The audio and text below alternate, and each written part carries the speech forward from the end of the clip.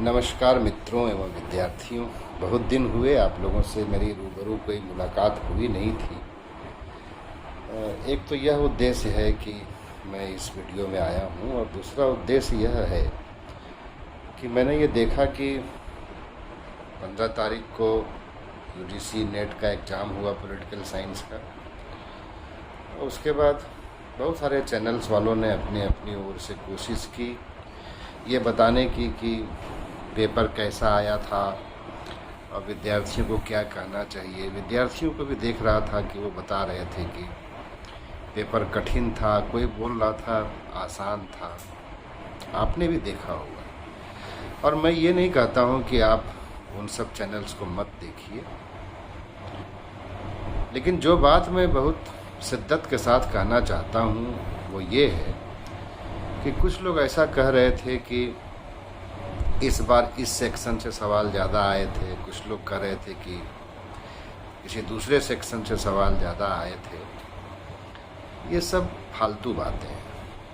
महत्वपूर्ण बात ये है कि जो 10 यूनिट्स आपके हैं उसमें से लगभग हर यूनिट से बराबर सवाल आते हैं। प्रॉब्लम क्या होती है कि मान लीजिए ब्यूरोक्रेसी का एक टॉपिक है। ब्यूरोक्रेसी आप कंपैरेटिव पॉलिटिक्स में भी पढ़ते हैं, ब्यूरोक्रेसी आप पब्लिक एडमिनिस्ट्रेशन में भी पढ़ते हैं, ब्यूरोक्रेसी को आप इंडियन गवर्नमेंट एंड पॉलिटिक्स में भी पढ़ते हैं। अब ऐसे में यदि ब्यूरोक्रेसी पर सवाल आया है और मान लीजिए ज़्यादा सवाल आ गए, तो आप उसको किस यूनिट के अंतर्गत रखेंगे? जो कंपैरेटिव पॉलिटिक्स पढ़ा रहा होगा बोलेगा कि कंपैरेटिव पॉलिटिक्स के सवाल ज़्यादा आ गए हैं। तो सबसे पहले तो इस भ्रम से बचना चाहिए।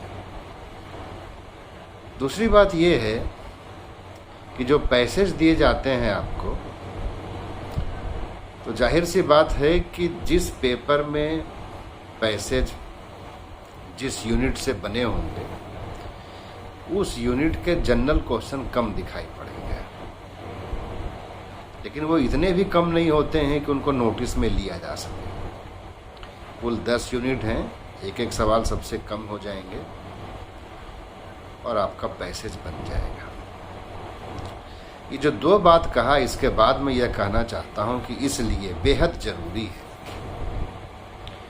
कि जो भी विद्यार्थी यूजीसी नेट जेआरएफ के लिए प्रयास कर रहे हैं उनको इस भ्रम में आने की ज़रूरत नहीं है कि किसी एक यूनिट पर फोकस करें, ज़्यादा फोकस करें, बल्कि ज़रूरत इस बात की है कि वह पूरे सिलेबस को बहुत बेहतर तरीके से पढ़ें।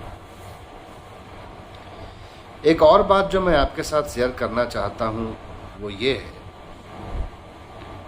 कि अधिकांश विद्यार्थी, सॉरी ऐसा किसी को यदि तकलीफ हो तो मुझे माफ़ करिएगा, बहुत ही स्तरीय सामग्री को पढ़ने की ज़रूरत है। मिसाल के तौर पर आपने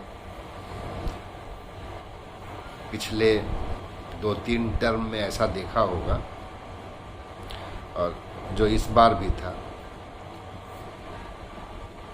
वो ये कि आपको यदि कोई टेक्स्ट प्रेस्क्राइब है, मसलन आप प्लेटो पढ़ रहे हैं, एरिस्टोटल पढ़ रहे हैं, हाउस पढ़ रहे हैं, बेंथम, मिल, कुछ भी पढ़ रहे हैं, गांधी पढ़ रहे हैं, एम.एन. रॉय पढ़ रहे हैं,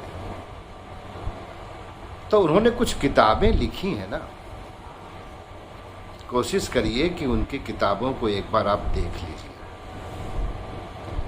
मिसाल के तौर पर अभी कुछ चैनल्स पे मैंने देखा जिसमें बताया गया कि लेवियाथन का चैप्टराइजेशन प्लान पूछा गया था। इसी तरह यह भी देखा कि फ्रेंच फैनन की जो किताब है ब्लैक स्किन वाइट मास्क्स, उसमें भी चैप्टराइजेशन प्लान पूछा गया था। शायद उनको सीक्वेंस में रखने के लिए कहा गया था या ऐसा ही कुछ था। बहुत से बच्चों की प्रतिक्रिया इस पर मैं ये देखता हूँ कि वो कहते हैं कि ये गलत है। कमेंट भी बहुत से चैनल्स पे मैंने देखा।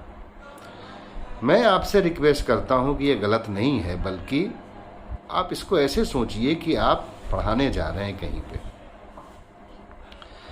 आप उसकी अर्हता प्राप्त करने के लिए परीक्षा पास करने जा रहे हैं। तब आपसे ये क्यों ना उम्मीद की जाए कि आपने रिपब्लिक को देखा होगा, देखा ही नहीं होगा, कम से कम ये समझने की कोशिश की होगी कि उसके चैप्टर्स क्या क्या हैं।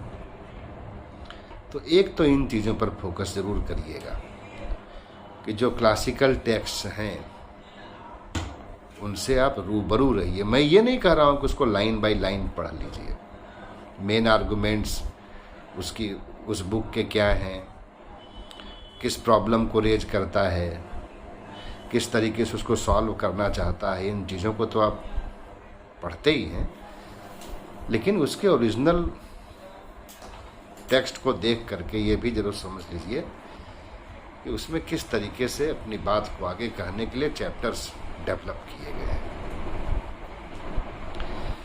कुछ बच्चे ऐसा कहते हैं कि बहुत सारे स्टेटमेंट बेस्ड क्वेश्चन होते हैं। जब भी इस तरह के बात आए, जहाँ भी मैंने देखा वहाँ मैंने पाया कि वो जो भी स्टेटमेंट थे वो बहुत ही महत्वपूर्ण स्टेटमेंट हैं और बहुत ही रिनाउंड राइटर्स के स्टेटमेंट्स हैं। इसलिए हम टेकन फॉर ग्रांटेड ऐसा नहीं ले सकते हैं कि स्टेटमेंट बेस्ड क्वेश्चंस आ रहे हैं। एक बात और देखने में मुझे आई कि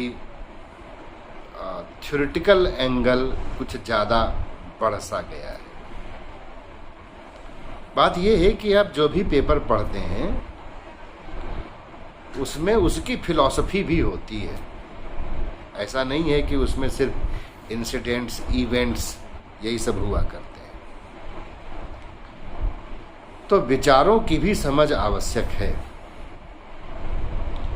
इन सब बातों के साथ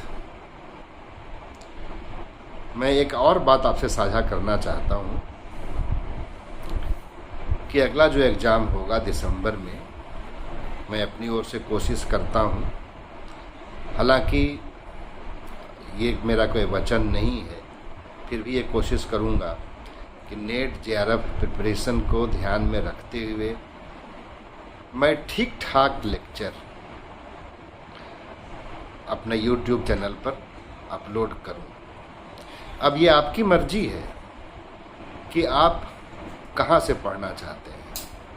वहाँ से जो आपको बताते हैं, बड़ी गुलाबी तस्वीर दिखाते हुए कि वो 1 महीना में क्रैश कोर्स करा देंगे, 15 दिन में क्रैश कोर्स करा देंगे, जहाँ पर सब कुछ आपको बहुत आसान आसान बताया जाता है, जहाँ पर दिमाग को सोचने के लिए दिमाग पर जोर नहीं देना पड़ता है। मैं निश्चित ही ऐसा नहीं करूँगा। मैं जो कठिन चीज़ें हैं उनको सुलझाते हुए आपसे बातचीत करने की कोशिश करूँगा, लिहाजा उसमें शब्दावली भी कठिन होगी। और शब्दावली जब कठिन होती है, इसका मतलब होता है कि वो किसी तरह की पारिभाषिक शब्दावलियाँ हैं, वो टर्मिनोलॉजीज हैं। अब उस टर्मिनोलॉजी को आप दूसरी तरीके से कभी भी व्यक्त करने की कोशिश करेंगे तो एक तो वो मीनिंग नहीं आएगी, दूसरी बात ये होगी कि जो उसका एक पूरा कैनवास है, उस कैनवास से आप बाहर रह जाएंगे। तो इन्हीं सब बातों के साथ मैं आपसे आज तो विदा लेता हूँ।